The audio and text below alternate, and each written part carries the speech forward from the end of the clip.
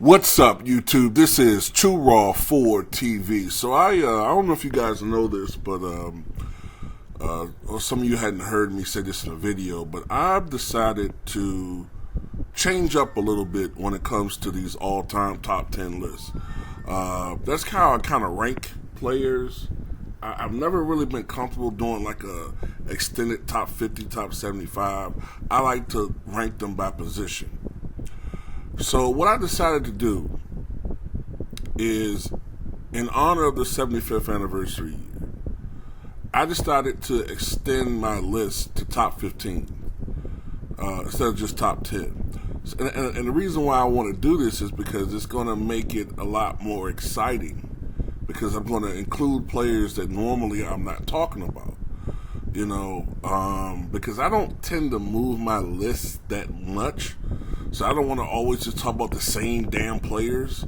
There will be some movement as time goes on, but I'm not going to make a lot of changes every year. But if I'm doing a top 15, that's 5 additional players that I'm going to talk about that I normally would not talk about. So anyway, I want to go ahead and get this started. Now, I struggled with this one, the 15th pick. And a lot of people may not agree with Carmelo Anthony being top 15. But I'm a guy that rewards longevity and production more so than some other people, I think. You know what I'm saying? Like, that matters to me. It matters to me when you're generally healthy, available, and producing at a high level. Championships matter to me, but they don't matter as much to me as I think other people do. And don't get me wrong, championships do matter. But, unless you're talking about players of the same caliber or similar caliber, just because one guy has 4 championships and the other player doesn't mean that player is better. Horace Grant has 4 championships, but nobody would ever rank him ahead of Charles Barkley, who has none.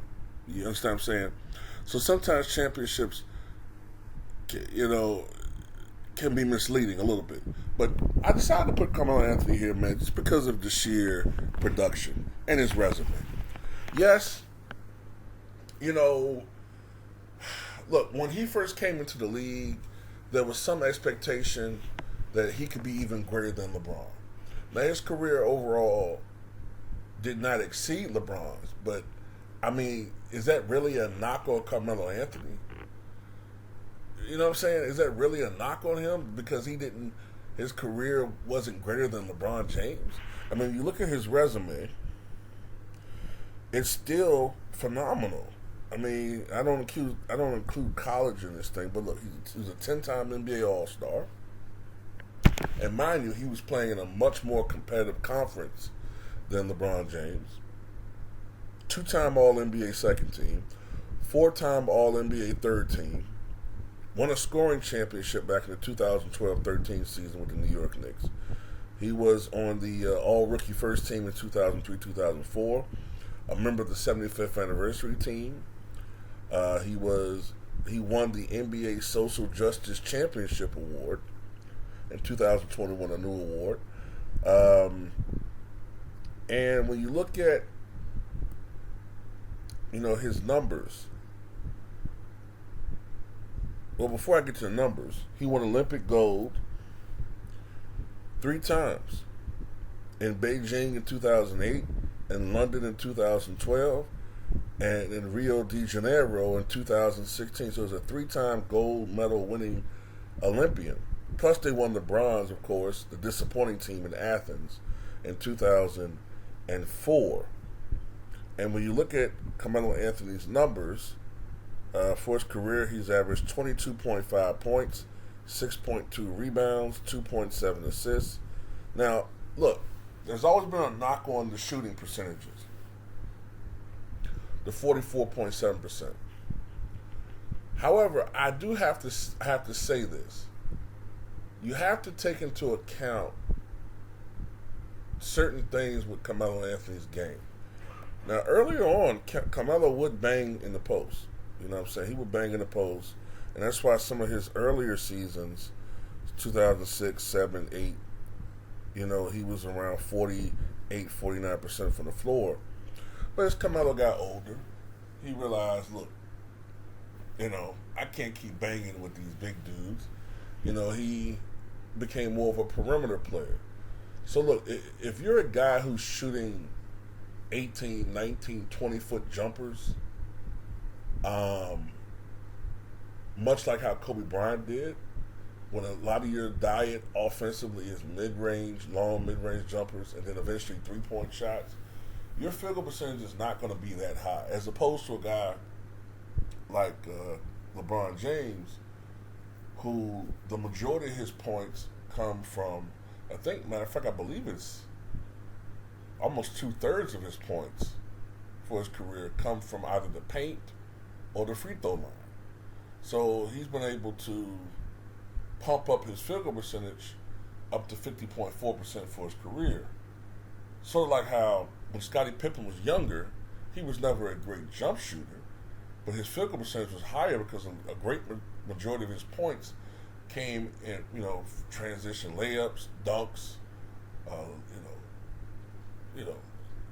He had a lot of baskets. He was a slasher.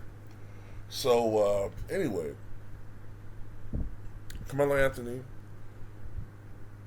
as far as his career totals are concerned, if he never plays another NBA game, he has scored 28,289 points.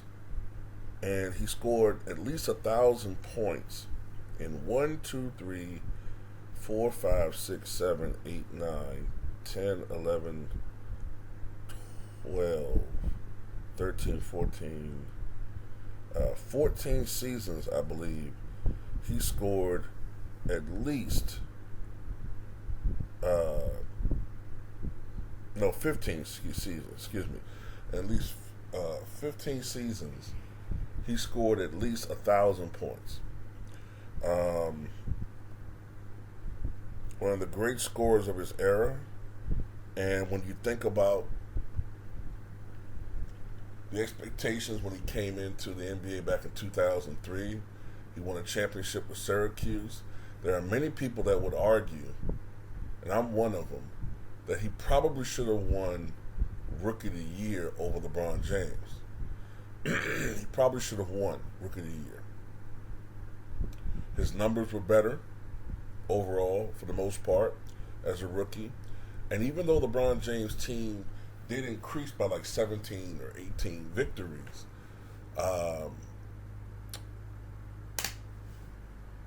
and that's great.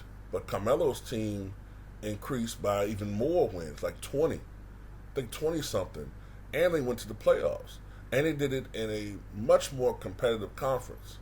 So really, by most measures, Carmelo Anthony should have went to he should have won Rookie of the Year. And, that is, I don't like to make excuses, all right? I don't want to keep making excuses for Carmelo. You could argue, look, did he choose the bag over winning in 2010? I mean, you can make that argument, okay? You can make that argument. I'll say this about Carmelo. For a long time, I didn't like his game. I didn't like the Spreewells and the Anthonys and the Kobe's for a little while, as far as their games at first. But what I didn't realize, and what I've grown to appreciate, is that their shooting percentages, their games were affected by the era that they played in. And as I grew older over the last couple of years and began to compare how the NBA is today compared to the league in the 2000s, then I began to understand that, you can't always look at numbers from 2003 and then compare them to 2022. It doesn't work because the rules were different, the game was different, the pace of the game was different, the defenses, the schematics, everything was different. The way they played, the play style, so much was different. The way they called the game, the officials. So you can't really do that unless it's you're playing in a similar era. Um, One of the biggest what ifs when it comes to Carmelo Anthony, obviously, is what if he was, as he should have been, drafted by the Detroit Pistons in 2003? Because I can't help but think that would have had nothing but um, a positive influence on Carmelo Anthony's career. If you want to say Carmelo was a bit egotistical and a little bit self-centered when it came to scoring, if that is the case, if he went to the Detroit Pistons, that would have been nullified. Ben Wallace would have cured him of that instantly. Ben Wallace would have put some get right in Carmelo Anthony from the get-go, as well as Rasheed Wallace and some of those other cats. But look, I think it's pretty much a given if Carmelo was on the 2004 Pistons, they win a championship. I mean, they won it in 5 games in real life. I mean, I don't like to play woulda, coulda, shouldas all the time, but you kind of assume that they probably would have swept them in this scenario. They probably would have won a championship again in 2005. The 2006 Pistons won 64 games. Ultimately, they did not win a championship, but with Carmelo Anthony on the roster, look, man, you could actually argue that Carmelo could have started his career with a three-peat. Now, after that, I don't know. But let's say Carmelo has a taste for winning over putting up numbers, right? He's chasing championships. Then let's say, he's playing with the Pistons, but then he gets a call from LeBron James right when his contract is expiring, let's say in 2010, hey, come to Miami, let's win some more top championships. He comes to Miami, he wins a couple more championships. And let's say, due to the fact that Carmelo, even though he has his reputation for being the self-centered guy, and he has his reputation for being a low percentage scorer, hey, he's actually one of the great of his generation clutch performers by percentage.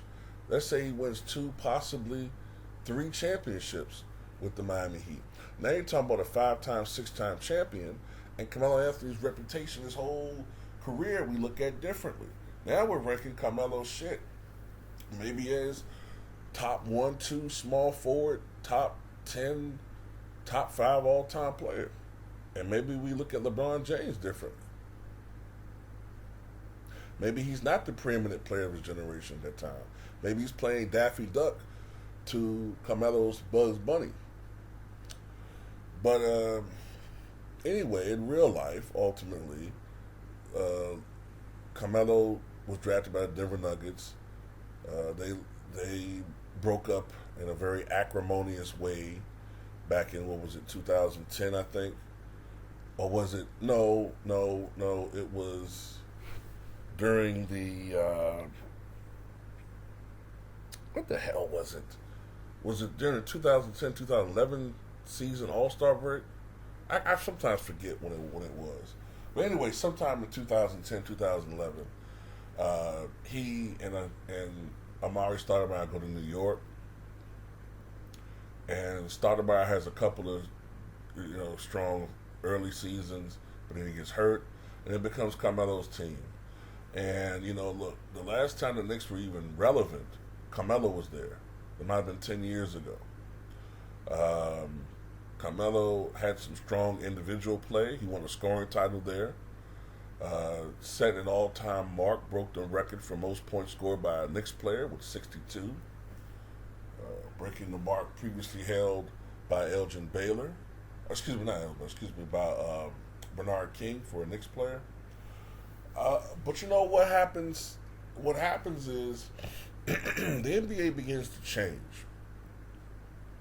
The NBA begins to change, becomes more and more about outside shooting. And Carmelo's game, according to the experts, was outdated. And, who was leading the charge with this? Guys like Max Kellerman and others. And they were trying to literally blackball this man out the NBA. His game is just not suited. And initially, Carmelo struggled a little bit. But guess what? He was out the league for over a calendar year. He was out the NBA. But Dame Lillard gave him a lifeline. And by this time, Carmelo Anthony had worked on his outside shooting to the point where earlier in his career he was only a 24-25% three-point shooter. But now, he was a consistent 39 to 41% three-point shooter. And even though oftentimes he was frozen out of the offense by Lillard and C.J. McCollum, he did have his moments. And just as recently as last year, he was playing with the Lakers. And when you look at the plus minus for all the players for the entire season, if my memory serves me correctly, the number one most impactful player for the Lakers, even in limited minutes, was Carmelo Anthony. So when I think about it, man, people can have their disagreements. Maybe some people would put Carmelo lower in the top 20. I think Carmelo, when you look at his longevity, when you look at the fact that he was robbed of a year, this guy should be closer to 30,000, career points. I hope it's not over for him. He's definitely going to be a first ballot Hall of Famer. He never was a guy that got into trouble, really. A chill, cool individual. He had a beautiful wife for many years in La La. But anyway, that's all I got to say about him off the top of my head. Let's look at some more of his numbers. 44.7% from the floor for his career. 35.5% from beyond the arc. And 81% free throw shooter. So he was always pretty dependable from the foul line. He was not a tremendous rebounder from my memory. 6.5, that's okay. And yeah, look, he wasn't a great passer, but that was not part of his game. That was not what he was known for. And, part of the passing thing annoys me because everybody thinks that everybody's supposed to play the game like LeBron James. Everybody's supposed to be a triple-double threat, and that's not everybody's game.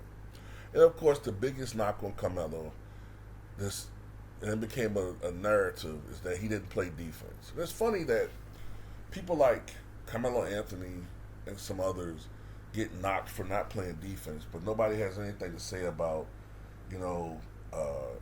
Nikola Jokic not being a great defender, and especially Luka Doncic being a pretty piss-poor defender. Nobody cares about that, though. But anyway, number 15, I have Carmelo Anthony. Tell me what you guys think.